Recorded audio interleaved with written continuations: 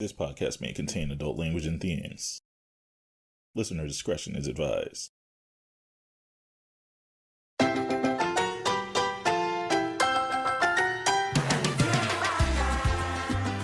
Welcome to the Tokyo Tea Party Podcast, where we have real talk about real life in Japan. My name is Samuel Darabuz. I am terminally online. I am constantly on Twitter.com. Some people call it another name. We will not be using that on this podcast because I am obstinate. So yes, today we have two lovely guests who are going to join me in discussing what I like to call the G Twitter community, the G standing for Gaikokujin. We're going to talk a little bit about why, in God's name, are we still using it. Let's have our guests introduce themselves. So, my name is Will. I'm originally from Los Angeles. I've been in Japan for almost 10 years. I am also terminally online, trying to quit but failing. And I spent most of my time on Twitter, obviously, which is how I met them. Great. So you're a masochist. Great. Okay. Thank you, Will. Hi, I'm Casey. I'm also from California, from the Central Valley. I've been in Japan for 5 years and also terminally online. If I'm not on Twitter, I've been on TikTok, but when I want to run away from world events, I tend to just stay on Amazon or Amazon Kindle. That's the cultured way of being online. Yeah, Yes. I should read more. I should absolutely be reading more. Books I read, I would not call cultured. I would It's not call probably still better than Twitter. Yeah, I mean, Oh, I think great. everything is better than Twitter, but I digress. Everything is better than Twitter. Absolutely. All right. Thank you, Will. Thank you, Casey.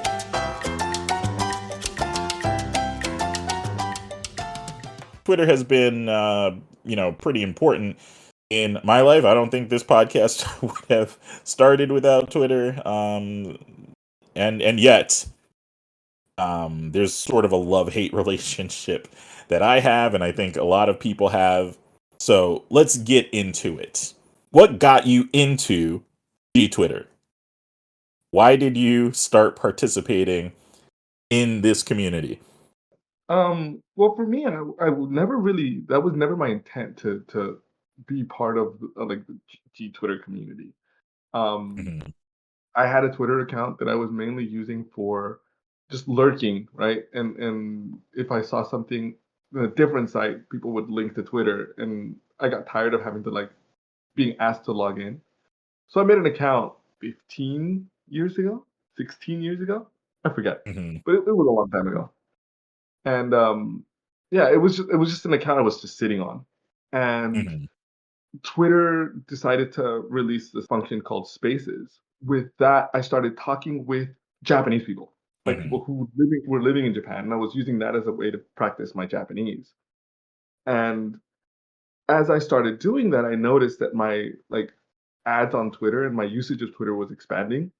So I decided to break off and make a separate account, which was just one that was completely Japanese, and then one that was like just in English. So all of the follows that I had in Japanese, I moved them over to my other account. Uh, Mhm. and then that's when I noticed I started following a lot of different people like that were also having the same experience as me.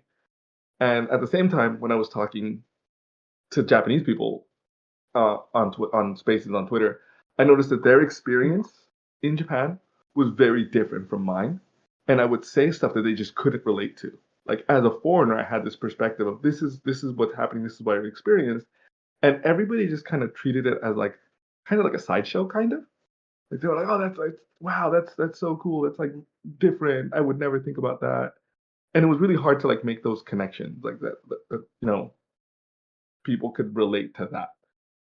And then when I started talking with other, uh, I guess, immigrants in Japan, they were from other countries.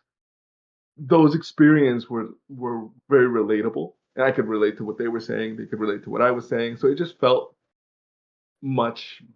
more comfortable to talk about like what was going on in my life there, as opposed to with Japanese people, if that makes sense. Absolutely. So I can imagine very, common things like having to go down to the immigration office to renew your visa might not be something the average Japanese person could relate to. So I definitely understand wanting other people who know the things that you're going through, like wanting to have a connection with people who know what you're going through. So absolutely great answer to start things off. Thank you very much, Will. How about Casey? What got you into G Twitter? So I've been trying to kind of fully remember. I had a Twitter account initially, and you can leave this in and laugh at me. I do not care. I'm embarrassed and I laugh at myself.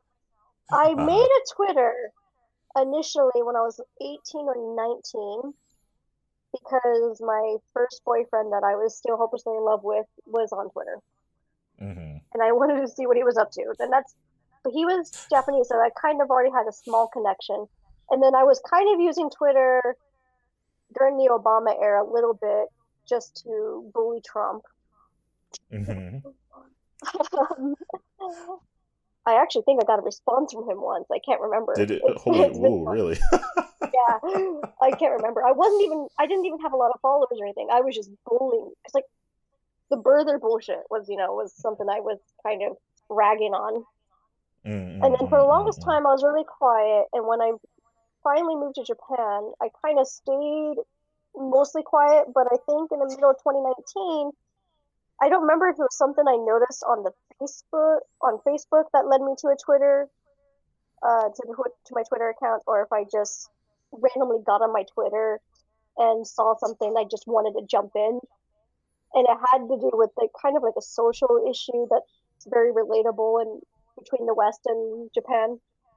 And Mm-hmm. I just started getting more involved in a lot of the feminist spaces with the foreigners here, and Mm-hmm. kind of a lot with the fighting between like how even though it's G Twitter, there was still a lot of people keeping their own ethnocentric views, and I was kind of involved in those spaces, kind of fighting against that Mm-hmm. or hearing other perspectives.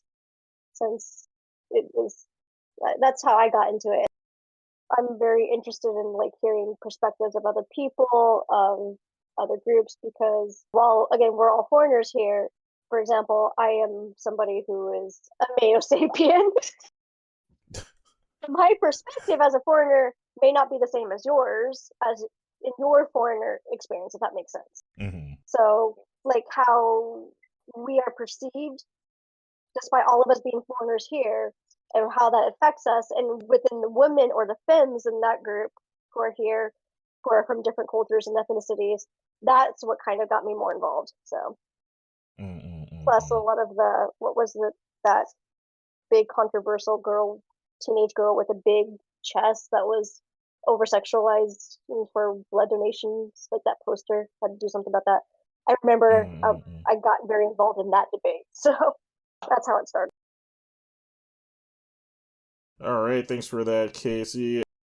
For myself, I got into G Twitter mostly during COVID-19 when we kind of locked down in Japan. I'm not Mm-hmm. sure if I mentioned it before, but basically, I was living in a new town. I had lived in Toyama for a few years, and I was, pretty active online and offline in the local immigrant community. I was more active on Facebook, where like I actually knew everybody in real life. Makes everybody behave a lot more politely, as it were. But I moved, and for a little while I was active on Reddit. I'm not gonna mention any subreddit names, but after a certain point, there was a certain level of toxicity that just made me sort of give up on interacting with other immigrants and foreigners and tourists and what have you altogether. Mm-hmm. And yeah, during COVID-19, I started feeling a need for community. So I started getting online because there was nobody to talk to. It was, things, it kind of felt like a ghost town in certain parts of the place where I lived. So that's how, that's what got me into it. And I'm about 75% glad that I started using Twitter. But that leads me into my next question.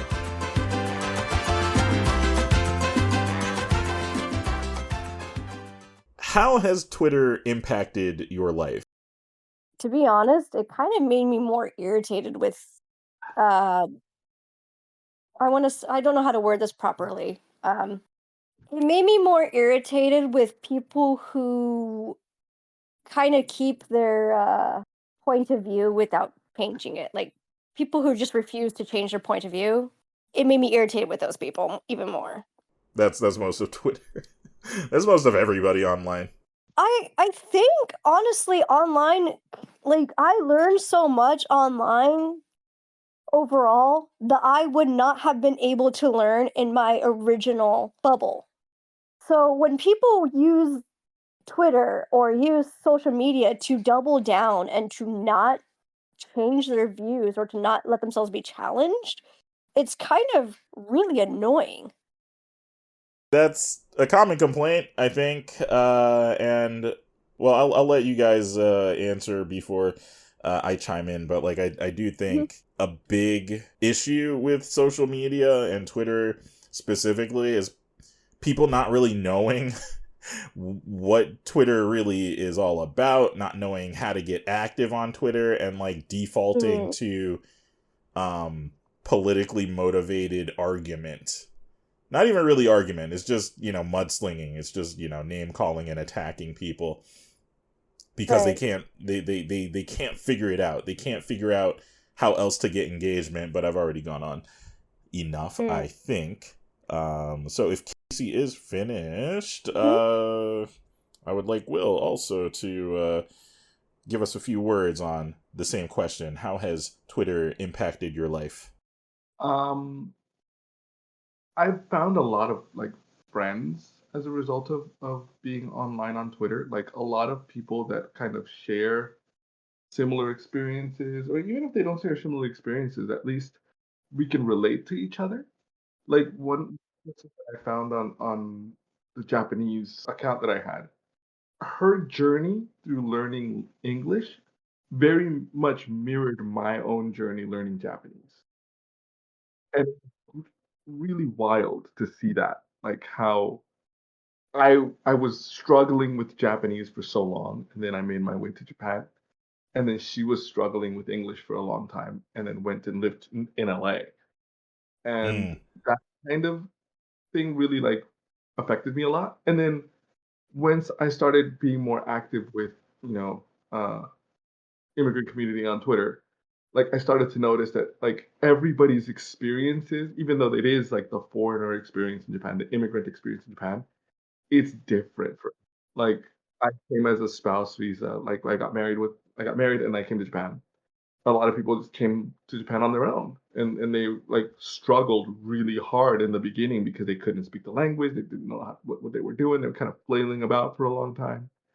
mm, Other people were just kind of came on an exchange and then fell in love with it and decided to stay. So it's like everybody's experience is completely different, but mm. it's still relatable, which was like really remarkable. And finding that all these different people, we could like connect about these experiences. We could vent about like our frustrations together. We could like, help each other out if we were dealing with problems. That was really, really like awesome. So very much the same for me. I've had very much the same sort of experience. It's impacted me by widening my social network offline as well, because when I came over to Kanto from Toyama, essentially I didn't know anybody here. Initially I had moved over here with a girlfriend, but that didn't work out. So I was suffering from this recent, well, I guess it's been going on for a good 5, maybe 10-ish years, the loneliness epidemic people talk about. I was, in a foreign country on top of not having any connections here, not knowing anybody. So I started using Twitter without even really knowing how to use Twitter. I'm glad I didn't resort to like attacking people in order to get engagement. I was just lucky enough that like I stumbled upon, finding people that also live in Japan that were talking about their lives on Twitter. I was just lucky enough to stumble my way into G Twitter, and people thought I was interesting enough to keep around. And I've met a few people offline. It's definitely helped me feel connected in a deeply, deeply dark and lonely time when it almost felt like, it might be the end of the world. So I think now I want to revise my rating to about 80% happy that I stuck around to use Twitter.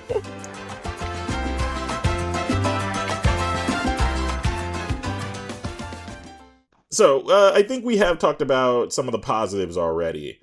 And this might also be useful for people who come to Japan and want to sort of do the same thing that I did and, find some community online as well as offline. But what are some things people should be aware of before getting into G Twitter? Or, what are some of the negative aspects of G Twitter?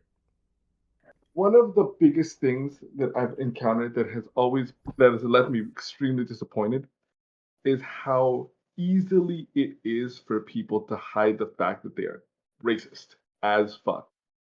I found a lot of people that I thought were really cool and I had conversations with, but after a while, after you like kind of look at what they're doing and their interactions, you find out that they're incredibly racist. And if there's anything I've learned in my years of life, is there's nothing worse that you can call a white person than racist. It's like the worst thing you can call them, because they will, insult you. They'll treat you like shit. They will do whatever they can to prove they're not racist, while proving that they are racist. Not wrong. Well, you want to go on? You want to add to that, Casey? Well, it's everything that's kind of true, because people, especially again, as somebody who is white, or I'll jokingly call myself Mayo Sapien, but there's so many people who are white that I've seen on here who go, "I'm not racist. I live in Japan." Yeah. Yeah. Right? One of my old coworkers put it really succinctly. A lot of the people that come to Japan, a lot of the white men particularly, who come to Japan and like to call themselves like the arbiters of racism, right? Like to call it, and I've experienced racism. They've never really experienced racism. They just experience minor inconvenience. And then that minor inconvenience or that loss of privilege all of a sudden means that they're oppressed. And they and 9 times out of 10, I always have to remind these fucking white people, have you ever had police put guns on you and attempt to shoot you? If you've never had that happen to you before, you've not experienced racism, guy. One of the weirdest things about G Twitter is there is still racism in the community, and it's an unfortunate and it's unfortunate, and it's usually pretty surprising because the obvious trolls, they're still there too, and Twitter is a global network, so you're not ever really going to be safe from attacks and insults and people just trying to rain on your parade. But it can be surprising to see how much lack of self-awareness people have, particularly white people, have around issues of race. And this is a conversation that sort of goes beyond the scope of today's topic, but the ability of people to convince themselves that they have a black friend and thus they're not racist, or I have a Japanese girlfriend and thus I'm not racist. When I believe, like, again, going a little bit beyond the bounds here, but in the 1960s, there was an experiment that was conducted in the South where black children were brought into a room, sat at a table, and they would be presented with dolls. And there was one white doll, one black doll. And the researchers would ask them a series of questions where basically the questions were subjective questions on, good and bad. So, which doll is beautiful? The white doll. Which doll is ugly? The black doll. Which doll is good? The white doll. Which doll is bad? The black doll.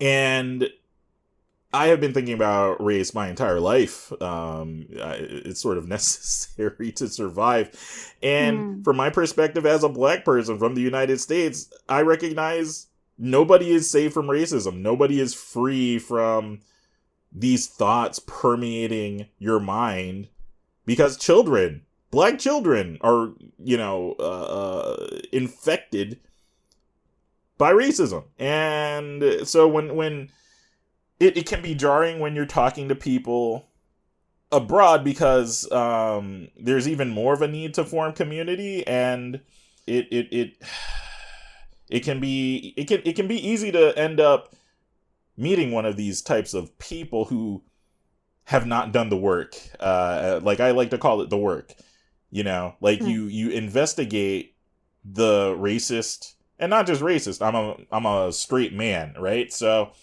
I know for a fact that American society has filled my head up, not just with racist beliefs, but sexist beliefs and homophobic beliefs and, all sorts of weird things that have been communicated to me through the media, including Twitter. But, like when you do the work, you have an honest conversation with yourself about your beliefs, and you try to reckon with those, or you try to free yourself from those beliefs. You try to cleanse yourself of that infection. You try to identify the beliefs that you have that are erroneous or prejudiced. And you make a sincere effort to do better and to evolve. Double. Right. Because otherwise, you can't evolve as a person. Otherwise, you're going to be the person that says, I can't be sexist. I have a wife. So it can be really jarring. I think the thing is, because we are all Americans, but we are all three of us, if I'm correct, and we all have different perspectives. I believe you and Will may have a more similar perspective than what I grew up with, if that makes sense. But I do believe another problem is, particularly I notice this with white men. I could be wrong, and if I'm wrong, I want to be called out on it. But they have this idea, how Japan's supposedly this one area untouched by wokeness, and even just calling out racism. That's rich. Yeah. Yes. This is not a new phenomenon. Were you finished, Casey? It sounded like she was cooking. Were you finished? No, it just they treat it like it's this untouched land when it comes to wokeism, and then anything that mentions any sign of hey, that's not how society really is going to end up here anyways, they all get all butthurt. And it's a mix of Orientalism with what? White ethnocentrism? I don't know if I'm saying that right. My mind is so unorganized, but that's kind of where I'm going with it. White supremacy. Yes, white supremacy is the best way of putting it, I guess, yeah. You have no idea just how much of a magnet Japan is for white supremacists. It just, I think more than anything, people like to point at the fact that it's everybody says it's an ethno state. There's only Japanese people here. And as a result, that's why society is the way it is. It's like clean and perfect, whatever the fuck. And it's like, no. Nothing could be further from the truth. Mhm. The only similarity Japan has with white society is just the lack of seasoning. Sorry, I'm going to hell. I'm sorry. Yeah, seasoning, hashtag seasoning. So speaking from the black perspective, I mean, like, there's absolutely been times that, and like, I know, you know, certain people are going to react to Will's passion. And they're gonna say, you know, look at him, he's just complaining about things, he's just making things up. Like, I've absolutely just been talking about, you know, pretty banal things. I've been, you know, talking just about everyday life, and I've been attacked for my my race on Twitter. Like one famous example, I'm not gonna mention the person, the OP, because I have this screenshot that I've bandied about for about a year now, and I think he dies of embarrassment a little bit more every time I mention it. But there was a pretty big figure in the immigrant in Japan community who was remarking on the news that Elon Musk was going to potentially buy Twitter, or he had bought Twitter by that point. And this white man, he didn't say anything wrong himself, but he was like, I don't understand, you know, all the fuss, you know, like, I don't get the fuss. I don't think it's going to be that bad.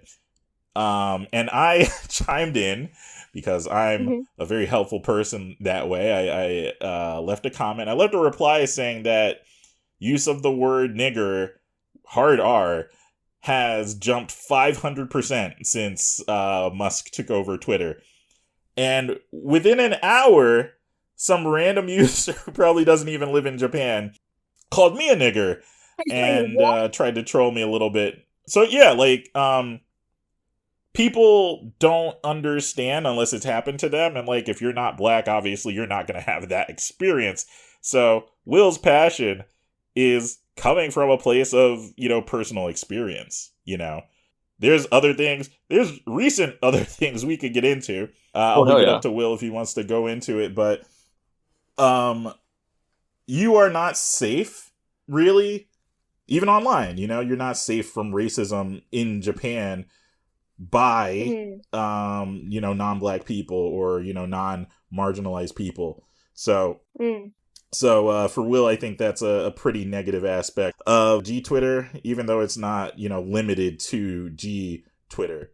And I think for myself, it's a lot, like, you know, as Casey mentioned earlier, yeah, like, we do have a lot of, like, Will and I have a lot of the same experience. And yeah, in that way, just the hate, the random, irrational hate and anger and mean-spiritedness,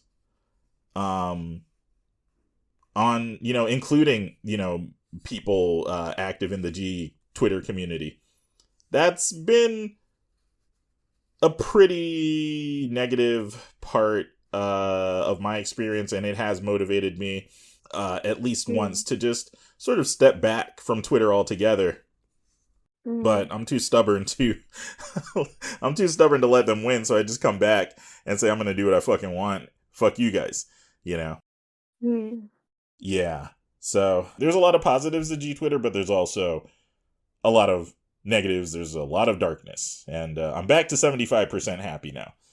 I'm back to 75% happy with remaining on Twitter. I think even if I kind of get more unhappy with Twitter, I mostly stay on it because despite all the problems, right now it's the best way to get a lot of information currently.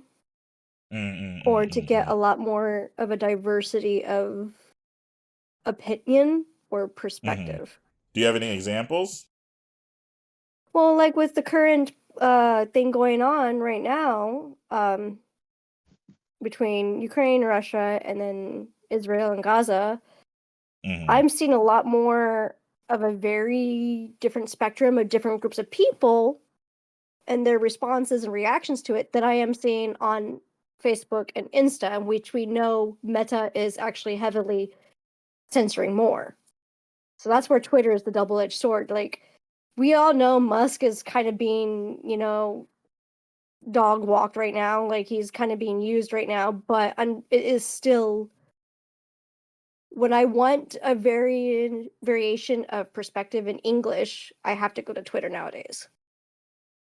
And like, I will add that, like, I've had perspectives on, like, world events that I would not have otherwise via the G Twitter community, and, like, hearing from Arab people about what's going on and what's been going on. It's been enlightening. So, like, one of the greatest things about, like, I guess we're back to positives, but one of the greatest things about G Twitter is how you can meet people from, vastly different walks of life. And form community with them and have those people expand your worldview and expand your mind. It's one of the best things about being able to, communicate with people online in general. And, like, I think that's, even if people aren't conscious of it, I think that's a big reason why people stay on Twitter despite all the problems that have arisen recently. There's been problems before, but, like, the problems recently are extreme. Yeah, the recent problems have been rated by, what's the name? Musk. The problems have been what? Exacerbated. Like, Twitter has never been perfect. A lot of people like to talk about Twitter as perfect, but it's never been perfect. Twitter was always trash. But it's that much more trash as a result of Musk. But like Casey mentioned, like, there's all these other social media platforms are heavily censoring their stuff. So the fact that Twitter isn't is good, I suppose. But, like, it's a double-edged sword, right? There's so much racism going on in Twitter, and it's much more evident now. The really weird thing about, like, Twitter is, like, I tried to avoid it like a plague when I first moved to Japan.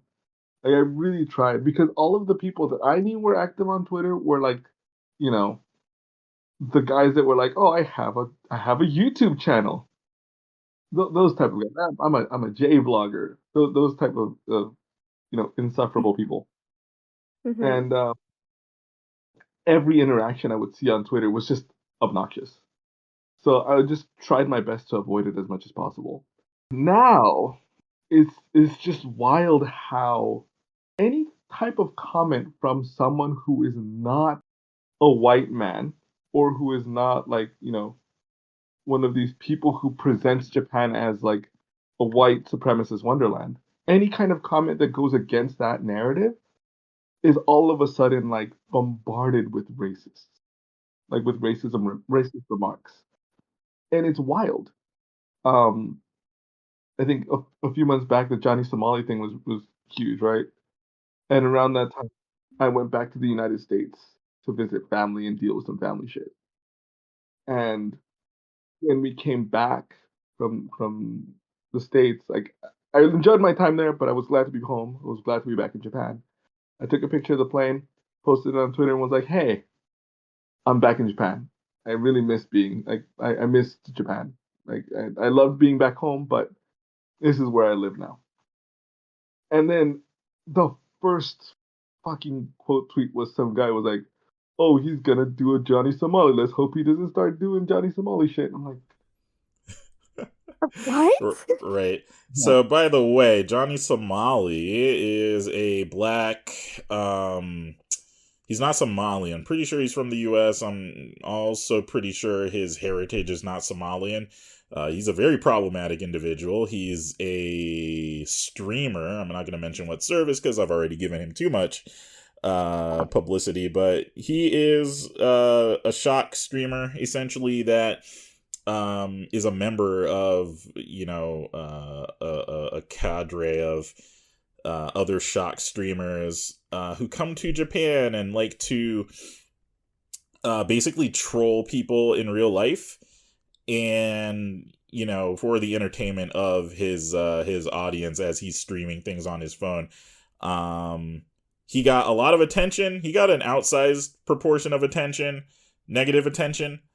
He deserves negative attention. I think all the shock streamers deserve negative attention, but he got the lion's share of the attention because he was black. And, again, people are going to look at Will and like, I know people are going to look at Will or listen to Will, and they're going to say, this black man is overreacting. But not only did Will get randomly associated with Johnny Somali, I got randomly associated with Johnny Somali compared to Johnny Somali. And, in this way, this is a subtle way of attack. It's not even really that subtle. It's like saying, look at these black people, they're all the same. It's saying, look at Will, he's just like that Johnny Somali. Let's quote tweet him. Let's talk about him. That Sam guy, he's just like Johnny Somali. Let's talk about him. And I'm much calmer about this kind of stuff because I've seen so much of it at this point that I'm essentially numb to it. Not numb. It's more like it's kind of like watching reruns, Like the first time hits different, right? The first time somebody calls you the N-word, it hits a little different. The first time somebody, makes some racist statement about you, it hits different. But I've seen the same statements made over and over again. And I've also been thinking a lot about trolls in general, and their whole goal is to put you on tilt. And again, because they essentially just keep doing the same stuff over and over again, I'm just like, yeah, okay. Let me go, talk to people I actually like and put my energy over there, So, again, if you're listening to this and you have a problem with what Will is saying, you have a problem with what I'm saying. So just keep that in mind. I think the whole Johnny Somali thing, to be honest, I wasn't as aware of it only because, I thought I treated him like a Logan Paul, and I was already irritated with Logan Paul. But the fact that he's getting more punishment than Logan Paul, it's showing to me that Japan is still basically the Britain of Asia in that regards, and how they approach both of them, if that makes sense. So Logan Paul, if I remember correctly, Logan Paul, he did a lot of the same sort of shock streamer stuff, basically trolling people in public. And the thing that got him in a lot of trouble was he went to the so-called suicide forest. I forget the Japanese name for it. And he filmed dead bodies for the entertainment of his online audience. And again, I'm not defending Johnny Somali in any shape or form. I think he should be punished. I think they should all get punished. Yeah. The treatment was completely different, and the response was completely different. And it's bullshit. To be honest, I think Logan Paul did worse only because he was messing with the dead. That's just me. Yeah. So. That's very, very not cool. I don't even know how a human being, what could possess a human being to do that kind of thing, is it really that important? Is ratings, our ratings, is popularity, is getting that extra follower, getting that extra upvote, is it really that important? I fail to connect to that. So, again, it's a weird place, Twitter, the online, there's obviously, Twitter isn't the only online community. There's, again, Reddit, there's Facebook, people are connecting all over the place. But a lot of the problems are shared for a lot of the same reasons. So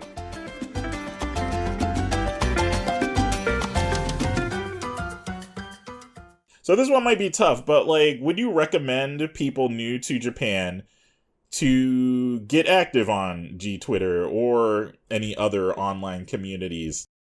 That's difficult. I think I would have to always give a caveat. It has its good purpose. To me, I'm very homesick a lot of times, actually, especially with other Californians. So I was actually kind of side jumping with joy when I found out Will was from California. So yay.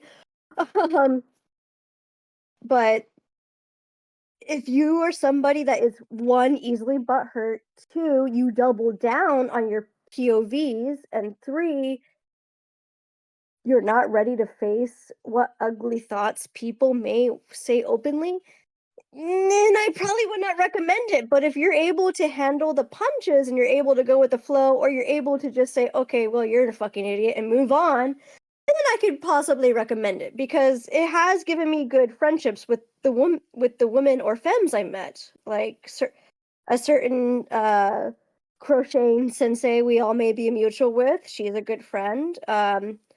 Somebody who's not on the Twitter space anymore is still a good friend, and I respect her a lot. Like it's given me different perspectives, like that I use to enrich my life. But I had to be able to weed out bullshit without harming myself or being too butthurt myself. So, yeah. Okay. How about Will? If someone who is new to Japan and is trying to find community, I would recommend it only if they follow the right people.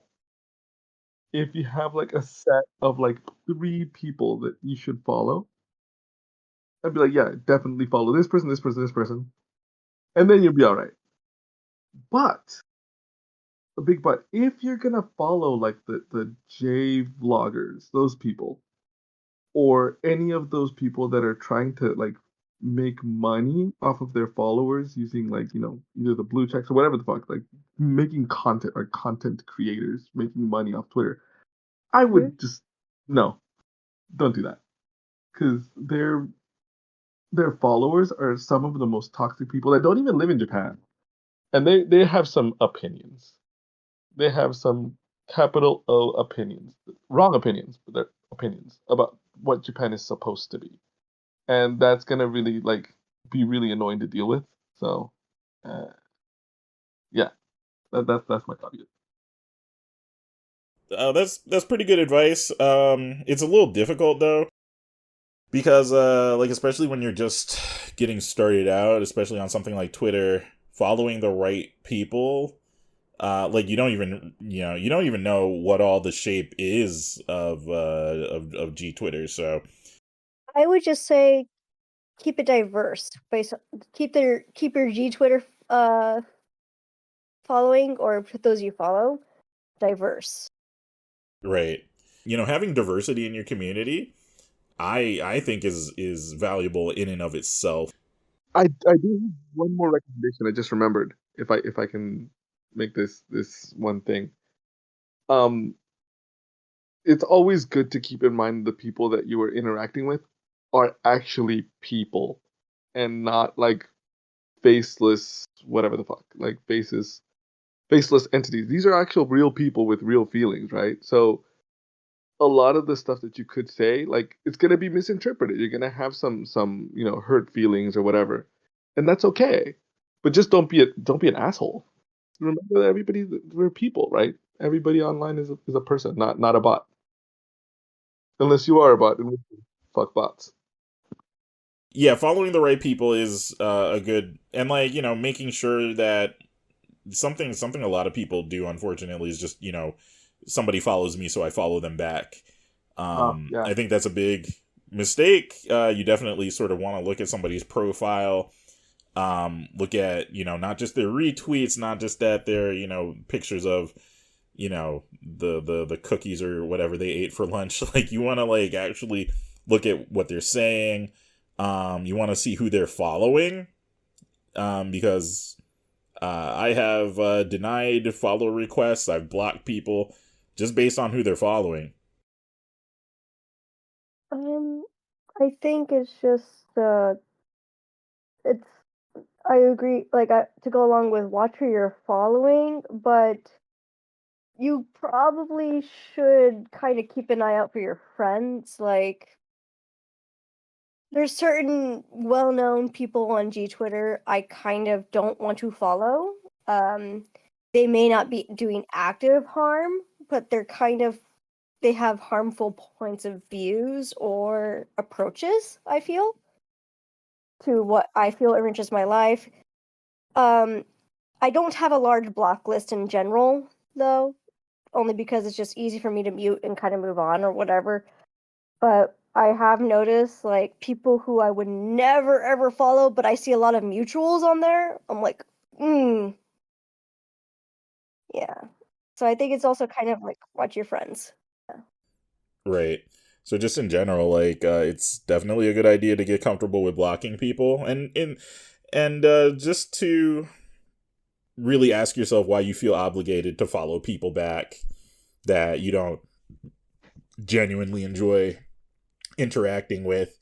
Why, and like even and it can go as far as like, somebody leaves a comment and you feel obligated to respond to it.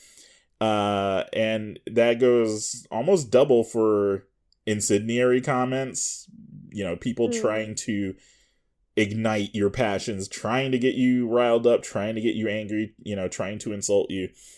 I've been on Twitter long enough, and I've received enough attacks and abuse that I just like it basically sort of washes over me now, because like I'm from the hood and you're not in my face, and since you're not saying that to my face, like I'm just like, okay, whatever, and like I move on, because like I'm not going to give you my energy, I'm not going to give you my time, because I know that's what you want. I know you want me to be upset. So yeah, I just I don't comment. Sometimes I'll have fun with somebody, but I don't recommend that.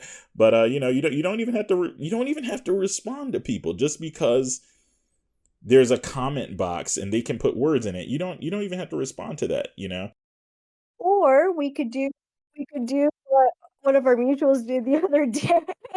Just put a bunch of memes and responses. Oh yeah. That was fun. 2 days ago. Oh, right. Someone was messing with the girl, and one of them, she just kept like putting just random meme pictures in my meme folder has never felt so happy.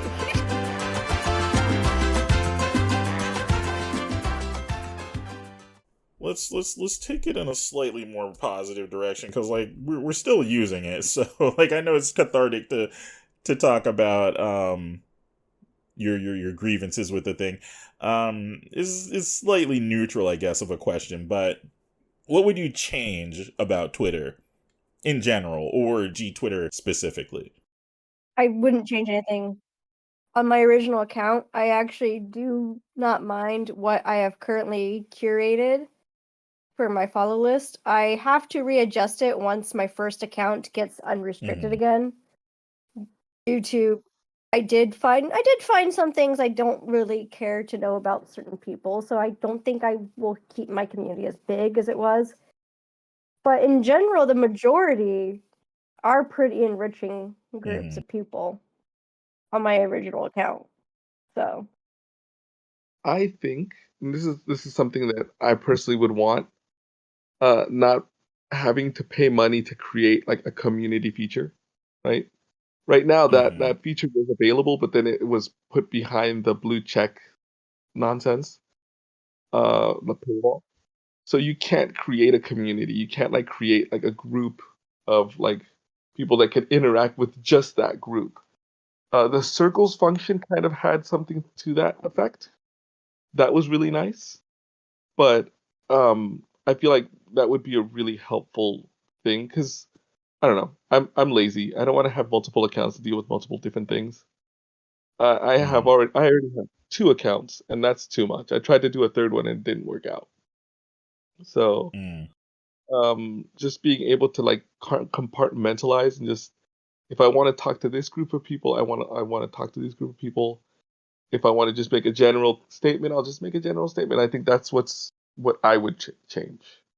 Here's Sam's 5 minutes on Mastodon, but something really, like, if you really think about it, like having how many people are using Twitter? I don't know what the number is, but I know it's a very large number. And having that very large number of people interact simultaneously with no filters, with no protections against hate speech and attacks and abuse, it leads to chaos. So like having sections of Twitter that you could use and have those sections be somewhat isolated so that you have a stronger sense of community. Mm-hmm. Even if it were just cosmetic, like, you know, this person is tweeting from Asia or something, this person's tweeting from this region. I think it would help people really see that, you know, we are together, and things would be better if we had a more of a consciousness of that.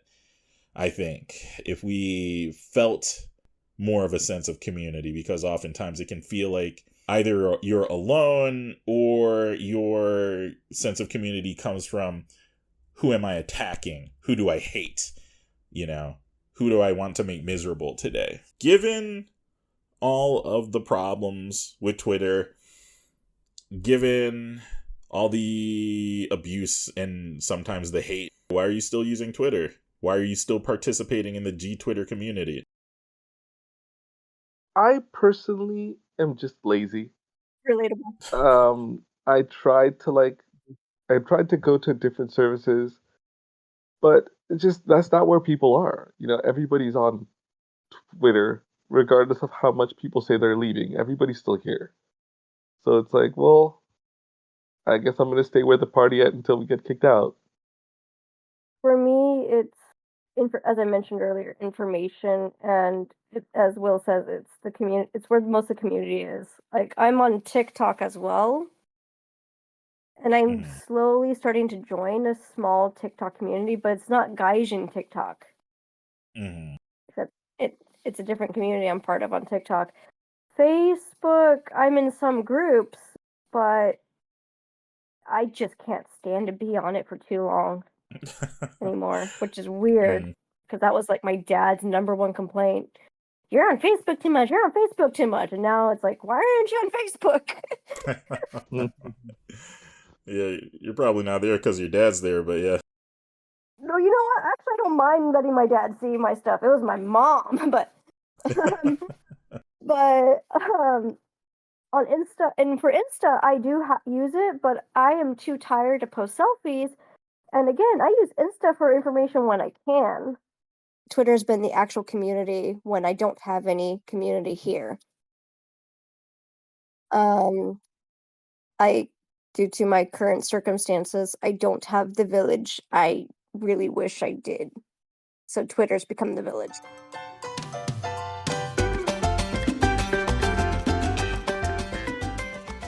Is there anything else either of you would like to say in closing? This was my first podcast ever. Thanks for joining. I really appreciate it.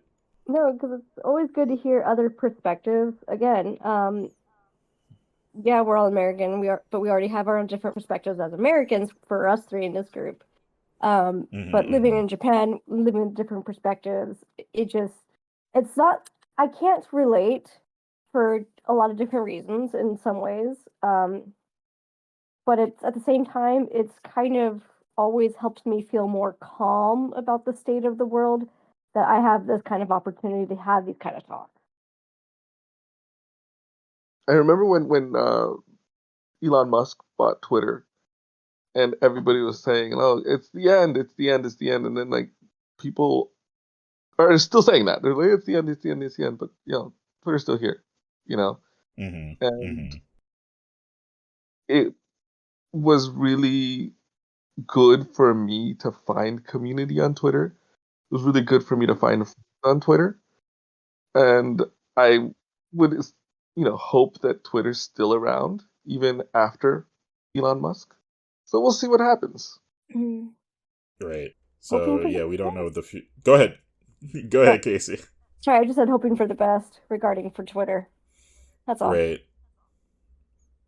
Right. The future looks a little dark for Twitter, but I mean, we can still, the internet is vast and infinite, and we can still find each other. Even if Twitter does go under, we'll still be able to find each other.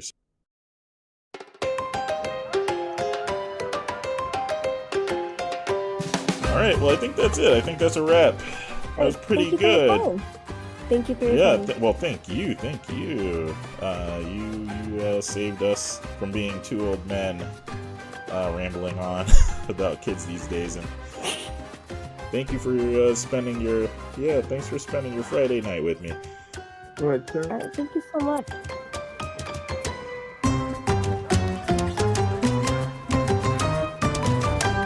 Thank you for listening to the Tokyo Tea Party Podcast. A very special thanks to our guests, Will and Casey. Vibrant tropical salsa and Rhythm of Havana, courtesy of Toontank and Pineapple Music. For info on today's guests, please check the show notes. Did you enjoy today's episode? Give this episode a like, share it with your friends, or leave a comment on social media. If you find this podcast especially valuable, check out our Patreon at patreon.com/Tokyo Tea Party Podcast. All one word. Thank you. I've been your host, Samuel Darbuz. Be easy, y'all. Mina, genki de ne? Peace!